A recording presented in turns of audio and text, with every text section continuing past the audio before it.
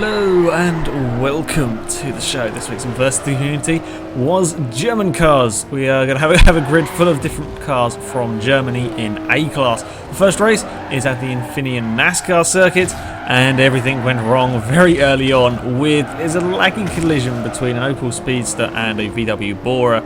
I don't quite know what happened. In the end, the Bora got spun round, went across the track, clattered into something. I think it was a BMW M1, and yeah, there was some incidents. Also, there was I'm not sure who it was. Somebody braked quite a bit going up the hill, and the concertina effect ended up with Husky in the back of a Mini. It was a little bit of a chaotic start. Husky's car somewhere, Mercedes 190 Cosworth, was a little bit broken. As the BMW that got killed in the first corner had brake damage, and his car wasn't stopping very well. So yeah, the first lap was very chaotic. Husky got a long way on two wheels. We'll have a look at that in a minute. And then there was a little bit of a coming together between two of the Porsches, with the Cayman coming off a little bit worse than me, and somehow I didn't collect another BMW. I'm amazed. I managed to get away with that. Yeah, it was a it was a mental busy opening lap and a little bit chaotic. This was what happened to Husky's car. I'm still not entirely sure quite how this worked. To an extent, I think a little bit of this replay is a tiny bit laggy, but that got a long way on its side. The actual being on its side, but there's a better camera view here. Unfortunately, the replay camera isn't that good. That bit there, I think, is genuinely being on its side. The landing looks a little bit laggy on the replays, but that went a very long way. There's the aftermath of the Porsches. I think a BMW got lost at some point as well.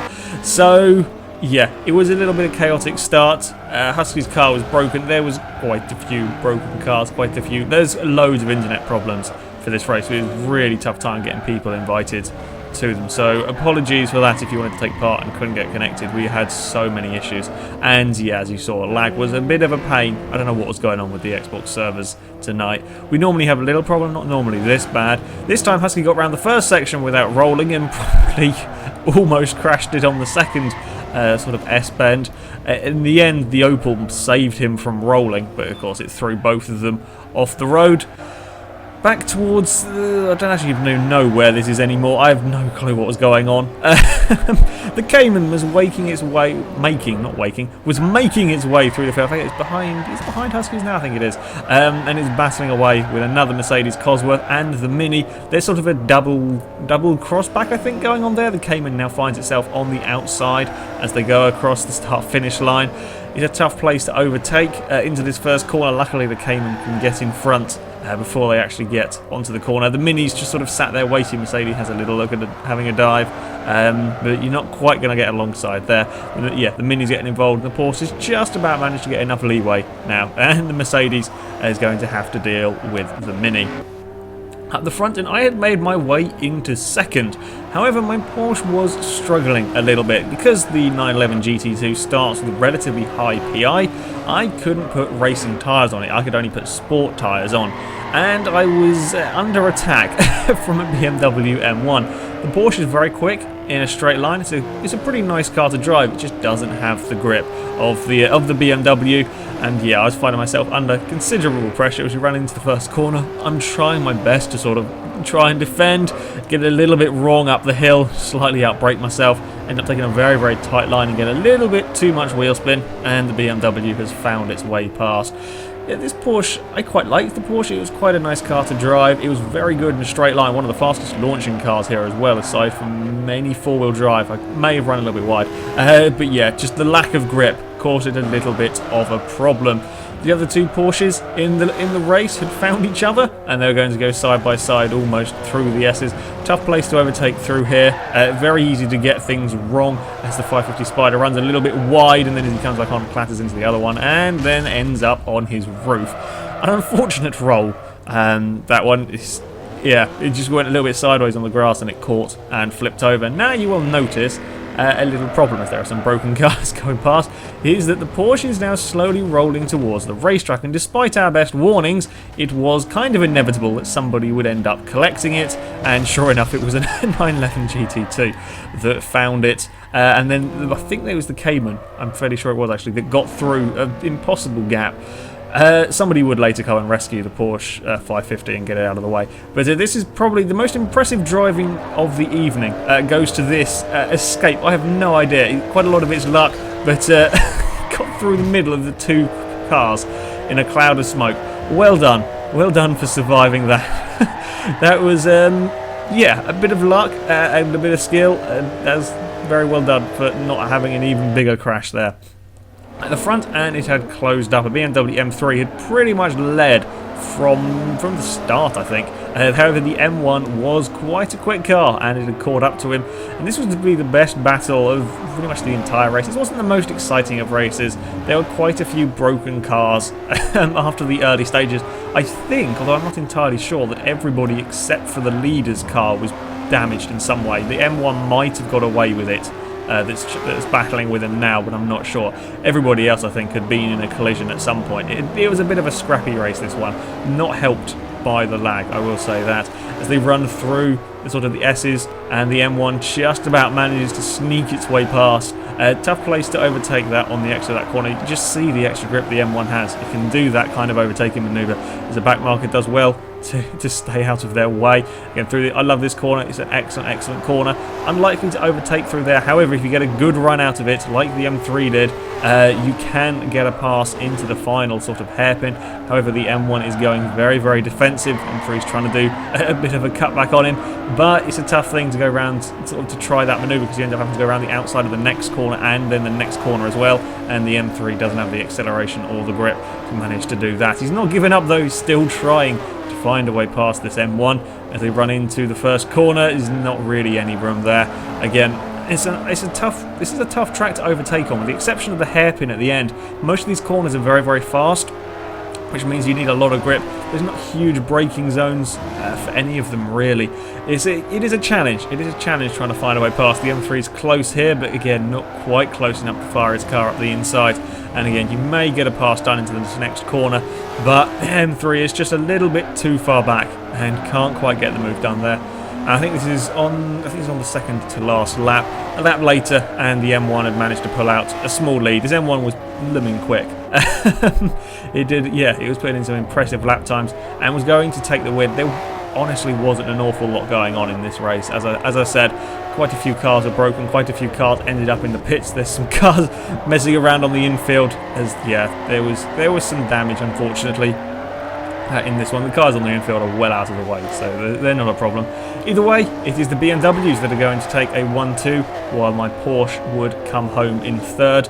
Yeah, not the greatest of races, this one, but still, there was some good battling going on. As we move on to the second race, this time at the Silverstone International Circuit, I started fairly low down the order. Husky started behind me, and we got round the first corner okay. It was the next bit that was a bit of a problem. Someone's car went off, and I believe their controller turned off as they came back onto the track, and then they disconnected and lagged out. And that, again, caused another big sort of pile up. At the early stages, I think there were probably 4 or 5 cars that were heavily damaged in that one. Controllers turning off is just a thing that can happen when it comes to racing games. You can't do anything about it, unfortunately. It's just one of those things. I've had it happen to me. I've had a brake trigger fail on a controller before. Yeah, it's just, it happens sometimes. It's unfortunate when it does.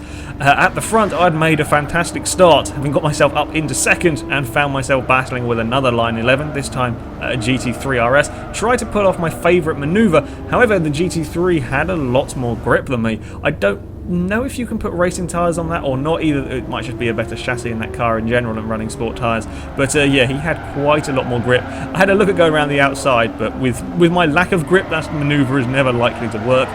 However, I do have the straight line speed advantage, so as we run onto sort of the start-finish line, I'm having a look, see if I can get my car up the inside. The GT2 is pretty damn quick in a straight line, and while I did get my car onto the inside, I can't really brake late enough. I don't have the confidence in my car to sort of take an attempt at passing into that first corner. It's not a very big braking zone at the best of times, so I thought better of it.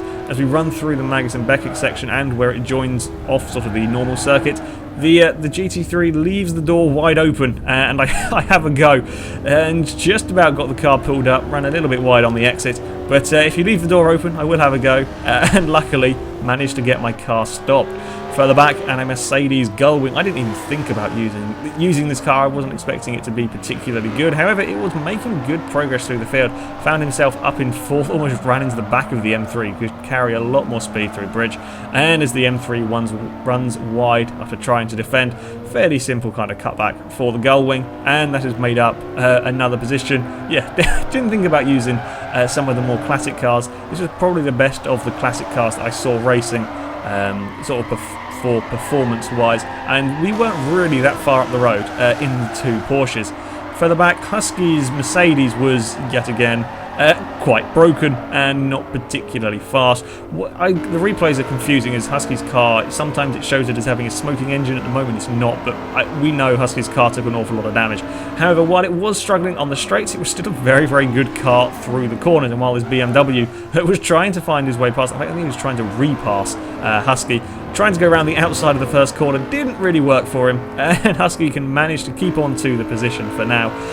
Yeah, when you end up getting your car broken in that kind of a situation, you know, it's something that happens. It's an unfortunate thing. There is also there's a Beetle ended up on its side, and I'm not entirely sure how it did. But yeah, this race again, much like the first one, became quite kind of spread out. This sort of midfield group at this stage of the race were sort of within sight of each other. They sort of drifted apart as, again, different cars with different levels of damage, and some guys had to go to the pits and so on, meant that it was a less exciting race in the midfield than we've seen in previous weeks. As I said, its connection problems have been a real pain, and other factors in this particular race. So yeah, it was a fairly boring race for the majority of the field. At the front though, it was rather intense. The GT3 RS had been gradually catching back up to me, and as I ran wide on the final corner, it stuck itself up the inside, but of course I do have the straight line speed. The Gullwing Mercedes is now right with us as well. I was defending for a little bit, and of course we're slowing each other down. And now the Mercedes is joining in, and we're going to have a three-way battle for the lead. Run through the first corner. This time I get it right. I don't run wide. However, the other cars can carry a lot more speed through that corner. But then when we get on, even a sort of a small straight like this is noticeable, the advantage the GT2 has. We drive through the Maggots and Beckett section. The other Porsche gets a little bit carried away. He just missed his braking point, got his car a bit sideways, couldn't stop. Tagged the back of mine, and somehow I kept control of it and just about kept in front of the Mercedes. Well done to the Mercedes driver for actually getting stopped and not ploughing into the back of my very sideways Porsche. As we run down towards the hairpin, the Mercedes is trying to go around the outside of me. He has more grip than me, but doesn't quite have enough grip to get away with that, and now ends up a little bit out of position for this this small straight. As we run through bridge, I get things a little bit wrong.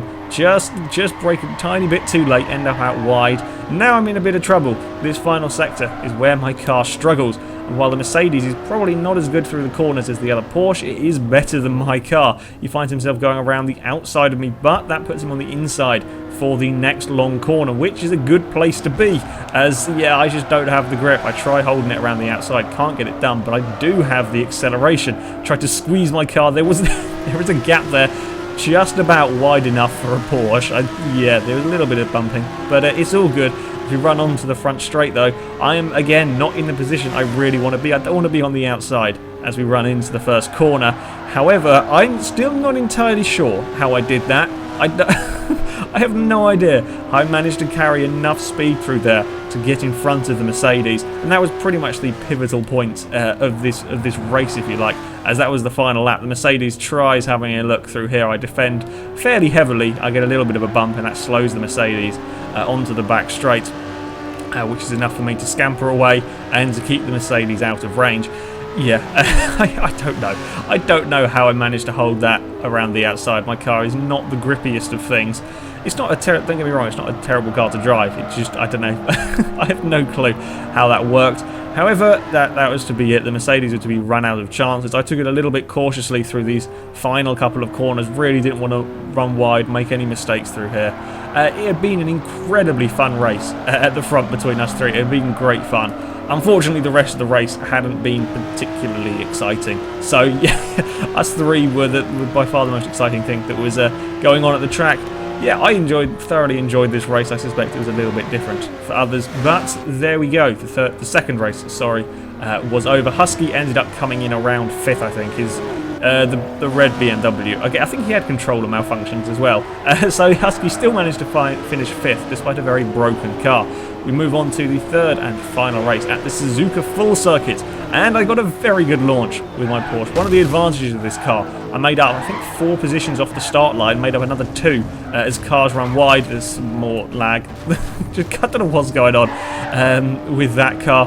In all the chaos going on here, it's very hard to make out quite what's going on because everybody is going too wide through these S's. There is so much close racing going on. I find myself up behind the back of the BMW M1. There's some M3s. I think there's M3s going 3 wide at one point. Husky was in the lead. He'd made it past the first couple of corners this time round. We're still all vying for position. This time me and the M1 go 3 wide with another BMW. BMW is one of them by far the most popular choice of car in this race. I do another incredible overtaking manoeuvre that I've never done before, going around the outside of a BMW. I've never passed anybody on the... I hate those corners. Well, I say I hate them. They're cool corners, but I can just never take them well. I've never overtaken somebody around the outside of them there. So I was pretty pleased with that manoeuvre. As we run into the hairpin, though, the BMW has got a lot more grip than me. Dives up the inside. However, this is where the speed of the Porsche really comes in very, very useful down this back straight. We all go flying past a VW Polo that had absolutely no straight line speed. It was fairly good through the corners, but as you can see, we all absolutely annihilated it on the straight. I'm right up behind an M3, but there's not really enough space there as we all sort of go single file through that section. At the front end, it was Husky in the lead, while his Mercedes was good through the corners. Did struggle a little bit on the straights as then M5 and another Mercedes Gullwing go flying past him just about before they get to 130R. A little bit of a bump between the 2 lead cars. The M5 ends up a little bit wide. Then everything goes a tiny bit wrong. This is the problem with having the sticky grass on the corners. The Gullwing gets caught, which catches the M5 out, who tries to stop. Husky doesn't have a chance to stop and ends up going into the back of the M5. The M5 was then stricken, and there was all sorts of bumping and crashing going on behind, which I was involved in. This is the real problem with having that sticky grass right on a corner, is if somebody gets the corner wrong, a little bit wrong, ends up having their car on that sticky grass, their car pretty much stops dead. And when the car stops dead, the people behind him have nowhere to go, which caused a big crash in this one. It has made a very interesting group of about 6 cars that are now all trying to fit into the same bit of racetrack. I'm trying to go around the outside of a Mercedes Gullwing. I'm still alongside it. In front there's an M1 and a Mercedes something else C-Class going side by side with an M3 trying to go around the outside of Husky. Everybody's on the dirt. It was an exciting sort of section or lap, I guess, of this race. We haven't raced Suzuka for a while. Have we ever raced Suzuka for? I think we have once, but I can't remember what with. But yeah, it was producing some really good racing. Suzuka is one of the harder tracks to overtake on, I think. And yeah, there was some very, very good racing going on here as an E30 manages to have a bit of a spin. Yeah, this pack was pretty hectic. A Husky's car, unfortunately, while it could keep up through the corners, yeah, the minute it came to the straight now, with added engine damage, it wasn't helping his car particularly. I found myself chasing down the Mercedes C-Class now with the Gullwing right behind me that get a little bit of a tag from an M5. Husky got spun around, I think, there he goes, from one of the M3s. It all got a little bit close and a little bit crashy at that corner. I managed to come out of it best, having got past the Mercedes and moved up into 4th. Yeah, it was it was eventful. It was certainly eventful, and there was a lot more going on in this race than there had been in the previous races. There's going to be a change for the lead as well as the Mercedes Gullwing comes through the final corner, gets it a little bit wrong. There's a little bit of a slide going on, runs slightly wide, puts a wheel on the grass, and that's not what you want to do. Lets the BMW pass. There was definitely a lot more overtaking in this race, which surprised me. As I said, Suzuka is quite a tough place to overtake on, as a lot of the corners are very, very fast. The best overtaking spots follow large braking zones.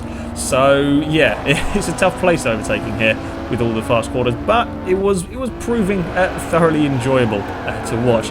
Further back, I didn't see this battle until I was looking at the replays. One of the BMWs that got caught up in, I think it was in the first lap, sort of first couple of corners, got caught out in the wrong position, had now caught back up to the back of a Mercedes. The Polo, you'll see sliding around in the background, was making up ground through the corners, was struggling when it came to the straights. The BMW, though, was trying to find its way past the Mercedes. Has a look at the inside here, it's kind of unlikely to get past there at the best of times, especially when you've got a slightly laggy car in front of you, when you don't want to be sort of making any rash movements. Never quite sure when the laggy car is going to do something silly. You can see the speed the Polos carry through the corners. We'll be right back up behind the pair of these. We run into the hairpin again.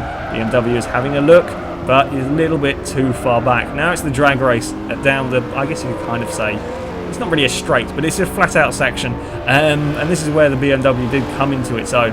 It's closed a lot of the gap onto the back of the Mercedes already. You can see how much it's ditched the Polo. As they come up towards Spoon, it is possible, it's tricky overtaking into this corner. The BMW's getting a little bit impatient, giving the Mercedes a bit of a tap there.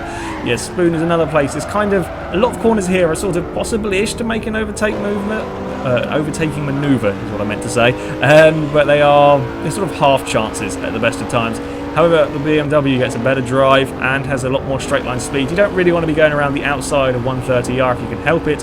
However, the BMW has just simply more straight line speed and can get the move done before they ever get to the corner. The Mercedes tries to come back at him. That's a very good run through 130R. Just gets a little bit too wide on the exit, goes out sideways and is too far back. This is the best overtaking spot you'll get probably at Suzuka into that final corner. But yeah, Mercedes was too far back for that one. I was sort of doing fairly well up in third until things didn't go so well. Fourth, sorry. Didn't go so well for me as I put a wheel on the grass. I managed to save it. I didn't spin it around in a circle, but I lost a position and quite a bit of time. Yeah. One of the downsides of my car when you were pushing it hard, it was just not got quite the amount of grip I would have ideally liked. BMW gets up alongside me on the exit of the hairpin, but the good thing about the Porsche is the straight line speed. At the front, however, and while things were gradually closing up between the two BMWs, it was going to be the M3 that would take the win. The M1 was closing in on it, but they just ran out of laps around here. Yeah, this final race, excellent fun. I thought it was one of the better races we've had. Quite chaotic, and it was a shame about a little bit of lag again. That plagued this evening, really. But yeah, the Suzuka round was good fun, which surprised me. I'm not a massive fan of Suzuka. But yeah, there we go. That is it for the versus the community from this week. As I said, I apologise to people who wanted to get into this race and who couldn't because we had loads and loads of problems getting people connected. You might notice a few cars were in multiple races just because we couldn't get people connected. So we had to reuse, if you like, people from earlier races. Yeah, it is what it is. I can't do much about that. Hopefully next week it will be better. On the subject of next week, the next versus the community, in fact it will be the first versus the community of 2014, will be held on Saturday the 4th of January. I'm not going to be around on Thursday, so we're going to hold it on a Saturday again. It will start at 7 PM GMT time. If you want to take part in it, you can sign up on our forums. There will be a link in the description. And what we are going to be doing is we are going to be doing some more one-make races.